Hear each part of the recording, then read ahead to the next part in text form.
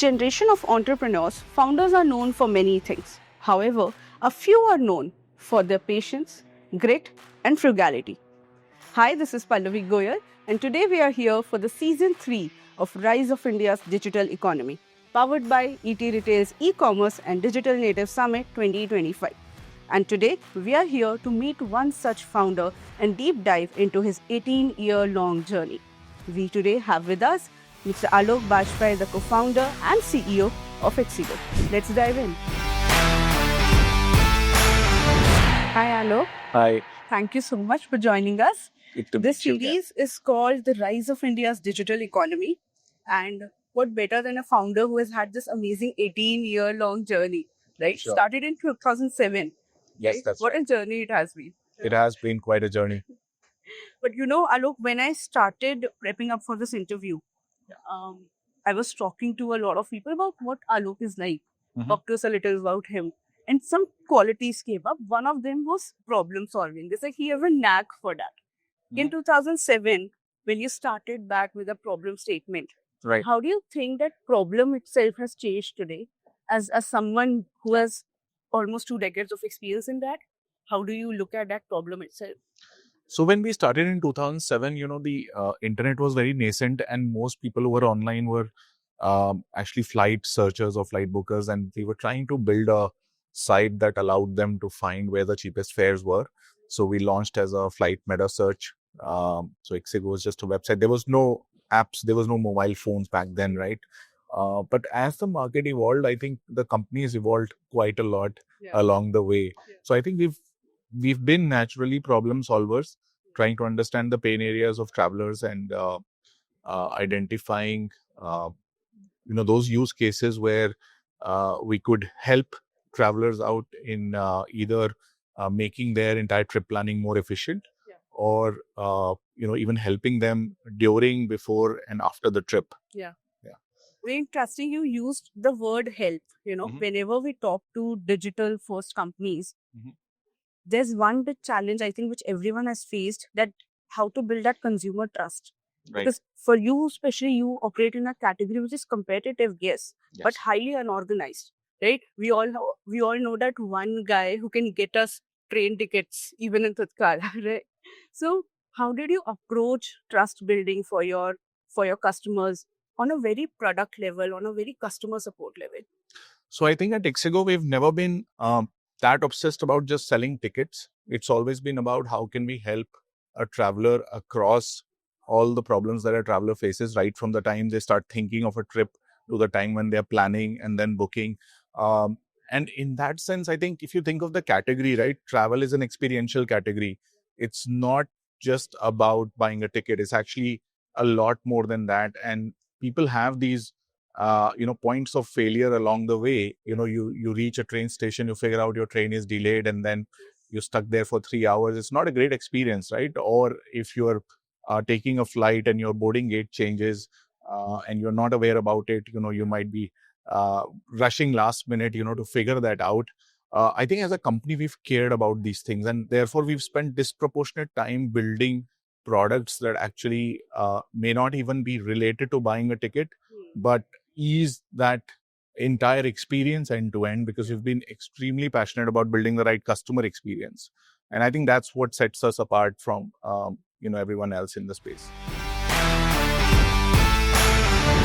Alok, you actually double down on a very specific point. If you can just highlight, how did transparency, or how your mobile application looked like, the tech behind it, again the customer support behind it, what role did these key factors played in not just making your customer on board, but making them stick with Ixigo? So I think what's important is to understand who the customer is to begin with. And one of our biggest insights back in the days was that as internet started to reach tier 2-3 cities via the mobile phone, the profile of the traveler who was coming online was very different.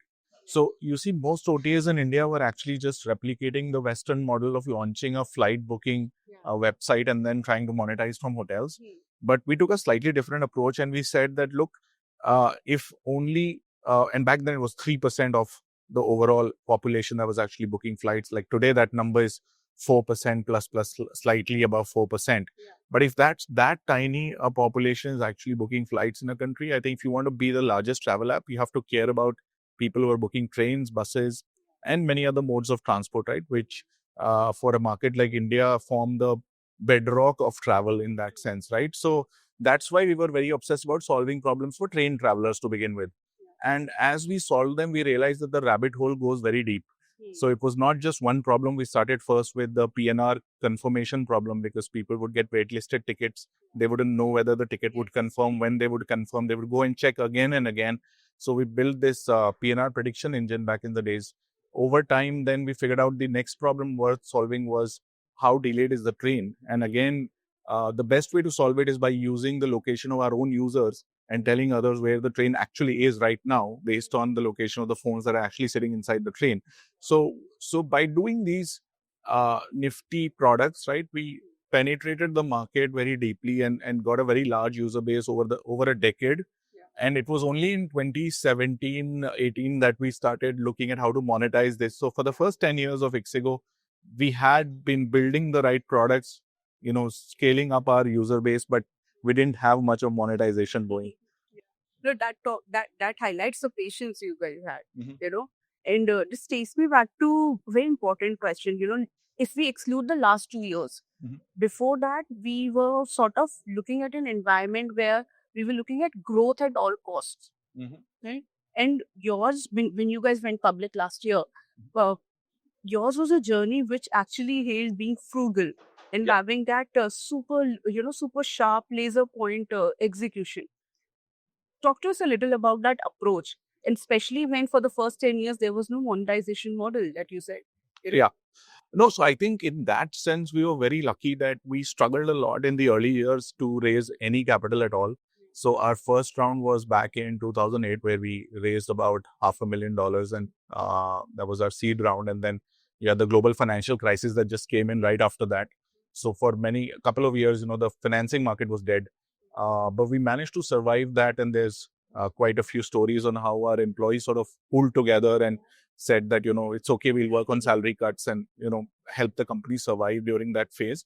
And I think that built the right kind of muscle in our company to say that, look, you don't necessarily need a lot of capital to build the right product, spread the word about your product. And I think that kind of muscle is very useful even today, because if you look at the bedrock of our growth, it's been organic and not fueled by marketing in that sense, right? And that's a very unique story, because most internet companies you'll see have spent hundreds of millions of dollars actually in terms of marketing and discounts to build out. And, in our case, just because we struggled to raise a lot of capital in the first 5 to 7 years, right? I think that just built the right DNA in the company to build it with a product first lens, with a very organic marketing lens, as opposed to the growth at all costs kind of mindset. So I think we kind of lucky to have not been great at certain things back in the days. Wow. Yeah. No, I think this is a very different and very solid perspective. I really appreciate this.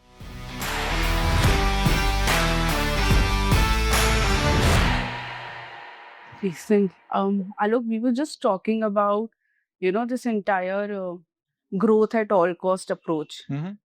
If you can double down on your thoughts on it, I mean, from a product point of view, from a customer point of view, and from a company point of view, now as a public company, of course, do you think profitability and growth go hand in hand, or at times it is one above the other? How do you look at that? See, I think during the early phase of building out any new product, or while you're building your business, there will be a phase where you're investing and you're bound to make losses there. At least most internet companies will go through that phase, because monetization may come late. And in certain cases, you may not even want to monetize because you want to get to a very deep product market fit in the early days. I mean, if classic example for us, like our train app became very popular, but it was only in 2017, so about 4.5 years after we launched it, that we sold a single ticket. But then it ramped up very quickly post that, because we'd already got the product market fit in terms of utility features that people wanted there. So what I'm saying is that there will be phase in every company where in the early days you do have to burn some money to build it, and I think the more you can optimize there in terms of uh, how much money it takes for you to get to that phase, the more equity the founder can preserve for themselves, right? And I think in India, at least when we started, capital was scarce. There were probably 10 or 12 VC funds at max. I'm counting all the seed investors VC all put together, you could count on your hands. And if most of them were not investing, you would have a long haul to prove that you're worthy of a check. But I think things have gotten obviously much more evolved today. So seed capital is not as scarce anymore. So I think we were lucky that we went through those hardships in the early phase. Yeah. Because it just made us a lot more conservative and cautious about these things. And sometimes you make these mistakes at a scale where you can't go back on things. But in our case, we could learn without having a very big downside while learning those things, right? So I think we were lucky there. But balancing growth and profitability is probably the hardest problem. We still even at this scale where we are growing this fast. I mean, last disclosed quarter, we grew 48% YOY on GTV, 42% plus on revenue, and yet we had like double-digit EBITDA margin. So I think we are at a sweet spot now. If we can grow 40% plus and maintain double-digit EBITDA margin, I'm super happy about it, right? Because that's kind of like the sweet spot where you're satisfied with how fast you're growing. And As someone who has played this long game, where do you see the digital economy ecosystem of the country is headed? And not just in terms of numbers, but in its character, in its behavior. Where do you see we're headed?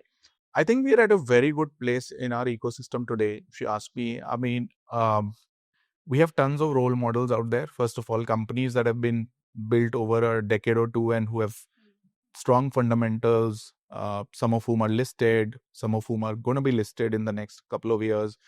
And these entrepreneurs have actually created role models now for the rest of the ecosystem, right? So I think that's something we didn't have 10 years ago, right? But what has changed now is the ambition for most companies, which used to be at one point to be a unicorn. I think we've seen a lot of unicorns who are no more unicorns. And therefore the ambition now is to go public, right? That's the new ambition for everyone.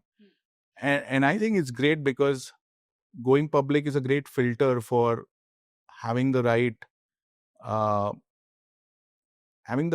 fundamentals as well as the right DNA of building something that lasts, and some amount of conservatism, because you can't, most companies in private would be raising money with a lot of hubris around it.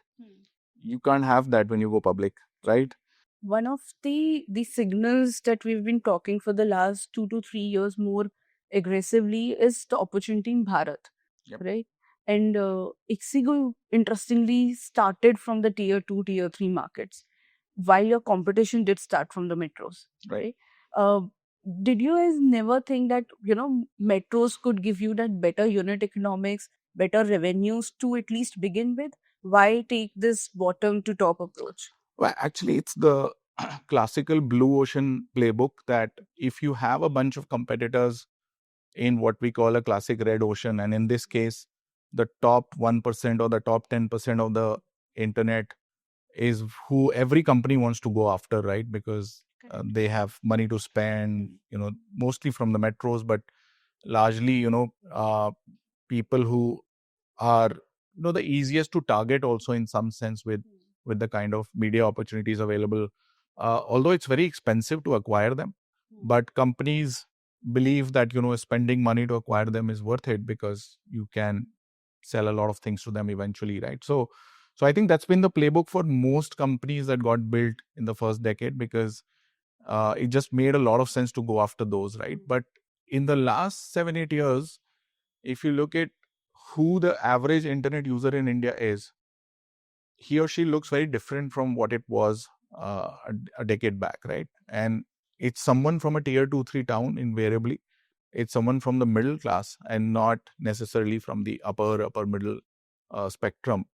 And in our business, it's someone probably who travels on a train or a bus and not someone necessarily who travels on a flight. I mean, they may travel on a flight eventually, and maybe in a couple of years, few years, when they, let's say, their per capita income improves or they get a better job, etc. And we've seen that transition in our user cohorts. But at this moment, they have different problems. They need a different product, and the customer experience they expect is very different from what the top 1% or top 10% probably expects, right? So I think we took a less trodden path in that sense. It took longer to build for those users because you have to understand them and understand their pain areas, problems. It's like what classical tapasya, essentially, that you need to do in order to find out what to build for them. But if you do that, I mean, we've realized that the reward is that it's a very, very sticky and loyal user base, right? I see more value in sort of serving this audience because it's a very underserved audience. So in a sense, it's very satisfying because it's the kind of audience which you realize, is being ignored, in some sense by many companies out there, because people optimize for where they can monetize. But if you optimize for where you can create value for a customer, the monetization, eventually you figure it out. And that's our experience, right? You and Rajneesh come from small towns. Is there also a personal connection when you were looking for that in business terms, that product market fit? Yeah, I mean, there's also in that sense like a founder market fit, right? That company should have. And in our case, we were just, we are tier 2 boys in that sense. I grew up mostly in Kanpur and Lucknow. Rajneesh grew up in Patna. So UP Bihar connection. UP Bihar connection, and grew up on trains and buses, and I've actually traveled unreserved as well at times, and and Rajneesh was also talking about, times when he used to literally sit on a bori and travel because we couldn't find a seat when we were in IIT Kanpur. Alok, we've talked about your journey, and across the conversation, there are some traits, some models on which, the company has been built. And of course, you and Rajni share these models. Talk to us a little about how these have been embedded in the culture and over the last 2 decades, change in generations, how this has evolved. No, so I think experience teaches you a lot, right? And within that, adversity teaches you a lot more than abundance. So like I was telling you, we've gone through a lot of adversity in this company, and every time we've had a lot of learnings, and sometimes in the next phase of adversity, those learnings have been very useful.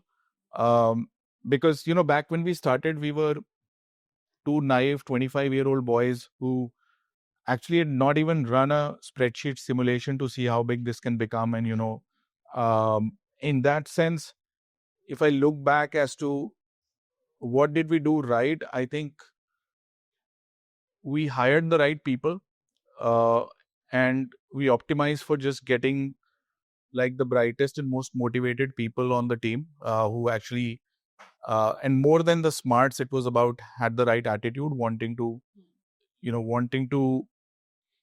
give whatever it takes to build something meaningful, and who were passionate about the problems that we were solving. Those were the kind of people that we wanted to hire all the time, and we still do. I've heard, you're a 500 plus company now. Yes. And you and Rajni still sit on the we still take the last round. Yeah. Like one of us will still take the last round. Wow.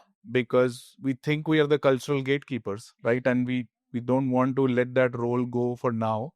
And I think it's very important to make sure that you're getting the right people in, because that's the biggest determinant of success, if you ask me. Okay, Aloke, thank you again for joining us. It has been such a candid conversation. Absolutely loved speaking with you. Thank you so much. It was great being on the show. Thank you.